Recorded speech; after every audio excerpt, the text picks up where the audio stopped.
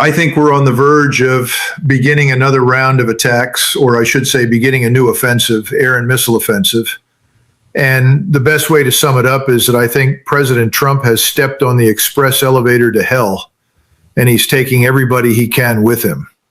And that's kind of the way I see it, because I don't see any evidence that what we plan to do now is going to produce an outcome that's different from what we've seen thus far. And I know that we've assembled, at least giving it a glance, it looks like we have more firepower this time than we had the last time. This is particularly true of the Air Force, with bombers now in close proximity to the theater or in the theater. A lot of exotic munitions, perhaps even more than we launched the last time. Things like the Joint Air-to-Surface Strike Weapon, JASM. We launched, I guess, 1,000 of these. I think we're going to do at least that many this time. The problem with all of it is nothing has fundamentally changed in terms of your opponent's positions and your opponent's capabilities. So when I hear things, as I heard yesterday, well, there's this paper that he claims was being discussed. Then you find out within 24 hours that's complete nonsense. There isn't. Then you hear again, well, that's not entirely true. There may be an opportunity here. And as you pointed out earlier before we went on live, this looks a lot like the Obama solution from several years ago. I don't know that any of that is true. But what I do know is that you have an enormous amount of firepower, air and naval, assembled in the region. You don't do that for show. And this just is not going to intimidate the Iranians. They're sitting in what is the geographical equivalent of a giant fortress surrounded by mountains and to the south, nasty deserts, some of the hottest places on earth. And I just don't see that anything we can do is going to fundamentally alter their position. If anything, I think they too are going to be stronger this time around than they were the last time. I think they'll probably have more effective air defense, air and missile defense. They've had a lot of assistance from the Chinese. They continue to enjoy enormous intelligence support from both the Russians and the Chinese. But I think more important, they now are in a fully fledged alliance with Russia and China. Now, I don't know what the content was of the discussion between President Trump and President Putin recently, but he was on there for 90 minutes to 2 hours with President Putin. And the Russian readout that they'll release suggests that Putin was very straightforward, saying, don't do this. This could produce something far worse than what you've experienced thus far. So I don't know. The temptation to read in that is great, but I'm not sure what we should make of it except to say that he's pointing to the express train to hell. He's saying, look, you're on this thing. This is not going to help you. This is going to make matters worse around the world. It's going to make matters worse for you. So I'd say that's my quick summary as to where we are right now, which is not really a very good place, right? Yes, I would say perhaps even more so. We know that they spent at least 20 years, some people insist 30 years, putting together the force that they have today, building the underground facilities, embedding capabilities in mountains and so forth. That's probably true. And I think they always regarded the inevitability of war with us as something they had to prepare for. Now, they've always been confident that they could ride out a war with Israel and, more important, do damage to Israel. But they have always genuinely feared us and respected our military capability. So I think that has now doubled down and improved. Remember, if you look at their performance during the 12-day war several months ago, and then compare that with the more recent performance, they were infinitely more capable and more lethal during the last phase. This time, I think you're going to see something similar. Just as President Trump says he's bringing the Army hypersonic surface-to-surface missile system into the theater for use, I think you're going to see some new things on the Iranian side, courtesy, I think, to some extent from China. And I think the Chinese have flown, I don't know how many sorties into Tehran, delivering missiles, technology, and technical assistance. Numerous Chinese on the ground, particularly in the missile business, also to some extent the unmanned system production.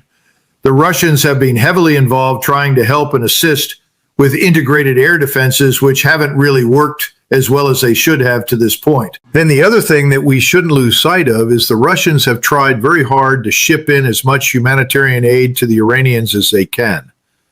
And when President Trump and his contingent of staffers and supporters say, well, Iran's in terrible shape, their currency is destroyed, and on, they're not wrong. But the Iranians are prepared for that kind of damage. They anticipated it, and they have now evacuated all of their key buildings. So there's no doubt in my mind that whatever we say publicly, they are anticipating a worst case scenario right now, and they're preparing for it. The one thing that I think we could see this time that we did not see the last time is the use of some ground power. In other words, we have several thousand airborne soldiers, paratroopers, and Marines that could be involved in seizing an island or perhaps attacking even something like Bondabas, if for nothing else as a raid to demonstrate the capability. I don't know. These things are possible. What's not going to happen is the United States Navy is not going to sail through that strait and challenge the Iranians because they know they'll end up at the bottom or certainly decorating the bottom of the Persian Gulf. So that's not going to happen. But I think you could see the Marines and paratroopers used in some way. I think that's an equally bad idea.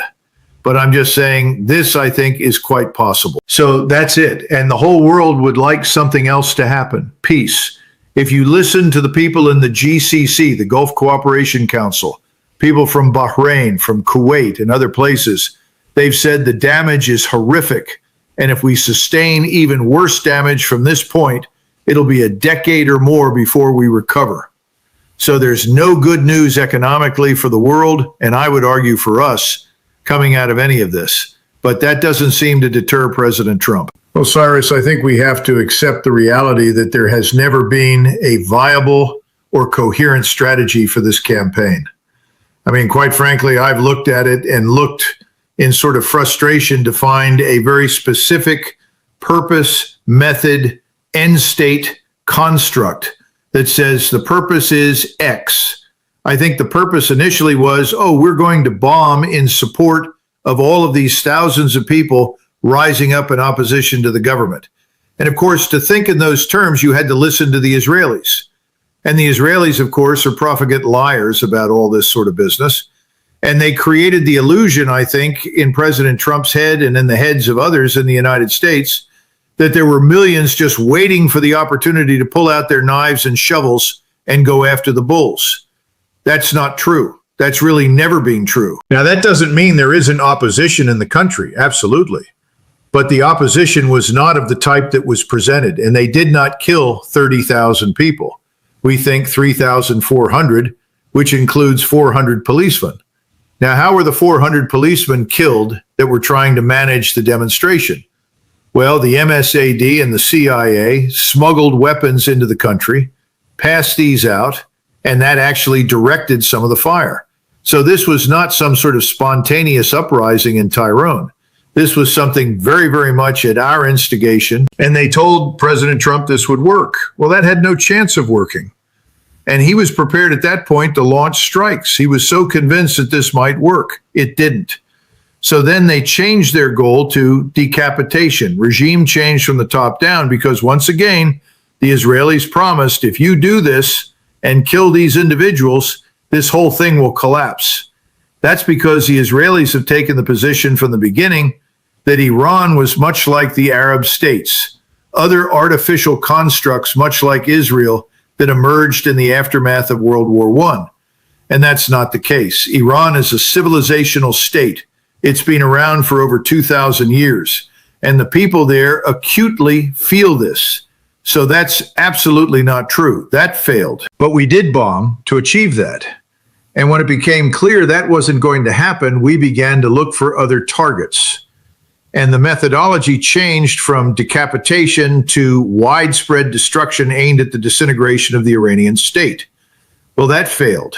We ran out of the exotic missions. Our inventories for everything else were low. So we declared a ceasefire. Once again, everybody lied and said, they're begging for this. They're on their knees. They need this. Stuff really wasn't true. This is not an existential threat for us. In other words, the war is not being conducted against an enemy that could ever threaten us with destruction. And whatever disputes we have with Iran did not merit a war. contrary to what some people in the United States want to believe. They want to believe that the Iranians have been plotting the deaths of thousands of us forever. That's just not true. And what they did during our occupation of Iraq is something we've actually done in the past.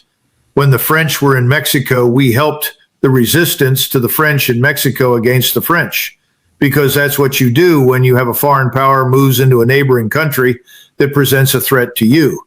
You help the locals who want to rebel against it and eject the power. So that's essentially what they did. But they didn't build all of the IEDs. They showed some people how to do it, and the people inside Iraq then built the IEDs. They also came to our aid and assistance that nobody bothers to point out. In fact, General Soleimani, that we went out of our way to assassinate, was instrumental in bringing about peace with the Shia community in the south and moving this mullah that had been a thorn in everyone's side out of Iraq and stuck him in, quote, to study theology.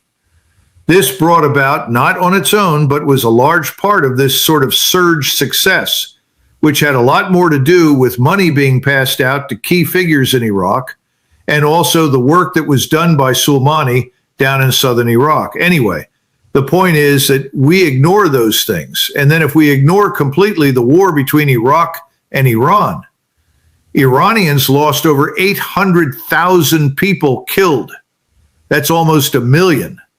And this didn't break Iran. What do we expect? I guess we expect the impossible. And so I think we're going to go back in this time, and you're going to see the purpose is destroy the Iranian state, cause its society to go under, ruin its economy, do maximum damage. That means anything goes. Target sets are going to include anything that could be remotely connected in any way, shape, or form to military potential. So I guess that means everything and anything. Factories that produce toys, factories that produce anything. This is what happens in these air missile campaigns. Then in the meantime, we'll use these ground troops to try and create the illusion that we have been successful. See, we control this island inside the state, inside the Gulf. I think we'll end up losing a lot of people unnecessarily because controlling little islands, which may have made a difference 100 years ago, makes no difference at all now because it has no depth. You can't protect anybody on it. Then in the meantime, the global position, the global picture is just horrific. This morning, I was looking at the conditions in India where I wanted to know what a barrel of oil is costing there. It's $118 a barrel and rising when it comes to jet fuel, other kinds of distillates, diesel. The world is in serious trouble. And so are we, by the way. We're going to run out of diesel before we run out of gasoline. And even though we're in better shape and we keep talking about our so-called energy independence, the truth is our storage tanks are not empty, but we're well below what we want to be here at the beginning of the summer. And it's not going to take very long for us to exhaust what we have in reserve. That's going to upset a lot of people. Everybody forgets diesel runs trucks. Your trucks deliver everything. Airlines are collapsing, and we're going to see thousands of flights canceled day after day, week after week. Now, that may be treated by some people as, well, that's just a temporary inconvenience. That's modest for the purpose of destroying Iran that could get a nuclear weapon and threaten the whole world. Well, that's all nonsense. That's just crap. They have never really wanted a nuclear weapon, and I'm not sure they really want one now, although I rather suspect that they'll build one at this point, as will a lot of other people, because that's how you keep us and the Israelis out. But in the meantime, what's the impact elsewhere, which I think nobody is really understanding? I mean, if you look at China right now, look at Beijing. Beijing and Moscow have both concluded we can't let Iran go under because it's perfectly obvious that these dangerous, unbalanced leaders in the West, particularly in Washington, will want to go after us. So we have to make our stand with Iran. And remember, there was this thing that people talked about. There was going to be the sort of fulcrum of BRICS, an alliance between Russia, India, and China.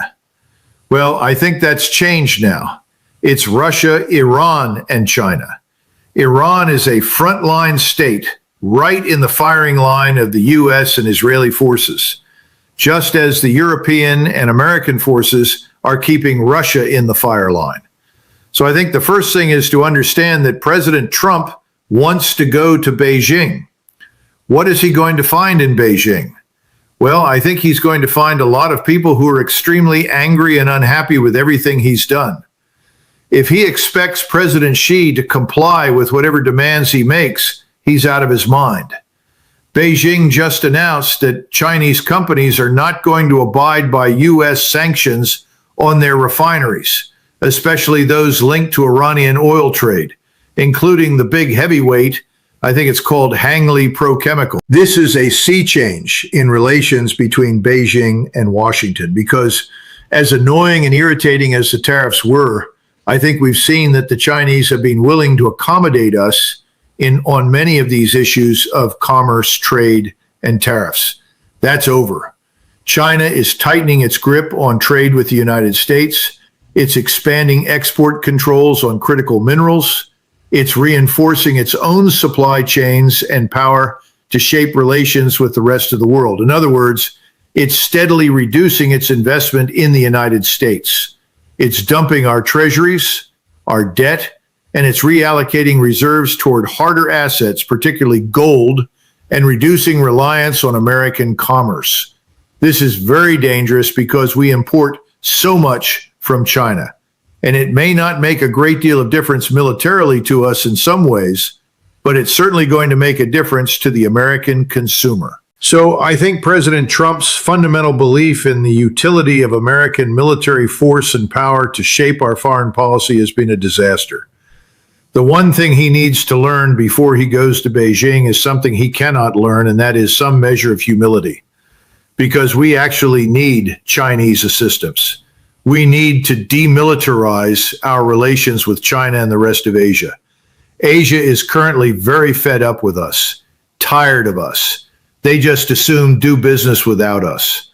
That would be a catastrophe, right? President Trump always reminds me, frankly, of Winston Churchill. Winston Churchill had many positive attributes, but he had some very negative ones.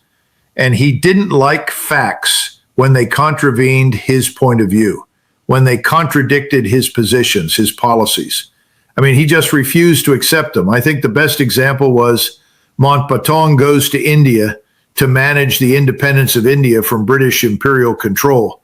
Did a pretty good job, ultimately wasn't perfect, comes back to Great Britain, and Churchill is furious, won't even speak to him, won't meet with him. Well, that's sort of Trump-like. But the liquidation of the British Empire was an absolute necessity because they were broke. Their debt to GDP ratio was 240%. They couldn't afford health care for their own population. I don't think President Trump is considering all of these factors and giving them proper weight. What happens here in the United States is ultimately much more important than anything that goes on overseas. When he says we're not dependent on the Persian Gulf, he's right. Then what are you doing? Well, we all know what he's doing. He's fighting a war for Israel, right? And this is disaster. Well, it should demonstrate that to President Trump and to Washington. I'm not sure that it will. I hope it does, because China is rapidly becoming the dominant power. And how did China become the dominant power? By intervening in other people's countries, by blockading other people's ports, by destroying supply chains in other people's regions. No, it's become the dominant power by focusing exclusively on commerce and building its own prosperity. We don't seem to understand that's what we did until we involved ourselves in World War I and World War II. We did exactly the same thing. We avoided unnecessary conflict, and we built up our own strength, our own infrastructure. Today, people go to China and they said, it's brilliant, Doug. You can't imagine what it's like. I said, no, I know. That's what people said about us at one point. But we've thrown all that away, and there doesn't seem to be any end to it right now. It's almost as though we've decided to become entirely dependent upon bullying people in order to reach agreements with them. That's catastrophic. So I think Beijing right now has seen us embark on a series of suicidal policies. And the most serious suicidal policy yet is this war on behalf of Israel, not just against Iran, but effectively against anybody Israel doesn't like, because Israel spends most of its time killing its neighbors, immediate neighbors. So we've actually relieve them of the burden of dealing directly with Iran so they can deal with others that they dislike, that they want to mass murder or expel, people in Gaza, people in the West Bank, people in southern Lebanon. And that's by no means the end. They wear the Greater Israel patch. And that tells you they want everything that's in Jordan, the Sinai, plus all the way to the Nile. So what we're also not seeing are the Turks and the Egyptians who are on the margins of this. Their populations want to destroy Israel. The leaders are much more circumspect and have exercised great restraint. How much longer will that continue? And who really thinks that once this business ends in the Gulf, and it will with Iran, whether it ends with a bang or with a whimper is anybody's question, but it's going to end. Who thinks that Israel will remain Israel when this is over? That everyone will say, well, that's wonderful, now we can go back to normal. No, this is the real message that Iran is sending to everybody. Normal is over. The status quo is over. The Arabs are saying this. There's no more Sykes-Picot. That's dead. And Sykes-Picot was instrumental in creating Israel. So it's incomprehensible to me that no one can look beyond the end of their noses in Washington. Everyone right now is trying to figure out, are we hitting the right targets? They haven't figured out it doesn't matter how many targets you hit, right? These people aren't going to give up. And why should they? It's their country. Just like the Iranians published a set of regulations outlining the future of the Strait of Hormuz, where they talk about the new authority for the strait, which they see as initially themselves, but then they say this is going to become international. Others in the region are going to have to be involved with this. Other great powers. Very intelligent. Absolutely right. We need a new authority to shape how this is handled. You had such a thing emerge after World War I in 1926 called the Monterey Convention. And that essentially said, Turks, you lost the war, but you control the strait, and these are the way we want you to behave, and these are the things you say you want. Will you accept it? They said yes. We've never had any problems with the Turks over the Bosphorus, and I think this is exactly what the Iranians are looking for right now. But what are we going to do? We're going to say absolutely not, because from our standpoint, if you're President Trump, that's surrender, right? So how do you get beyond this sort of mental block that says everything must be decided by our force, our interest, our demands, even when we have no interest in the Strait of Hormuz other than to have free access to it like everybody else, which we had before the war. Right now in the world, everyone other than the United States, Israel, and perhaps the UAE, which has turned out to be a duplicitous but steadfast supporter of Israel, everyone in the world sees Iran as an heroic figure on the world stage because Iran has stood up against the United States and Israel. So that's the first thing has to be understood. So from the vantage point of the rest of the world, hearing Rubio say this elicits laughter for the reason you just cited. Well, that's what we had before you made war on Iran. But here in the United States, there may not be an understanding of that. Sadly, you'll have lots of people who say, well, that's right. But what Rubio really meant was we want it to be open, but we want it to be open on our terms. Iran's terms are unacceptable.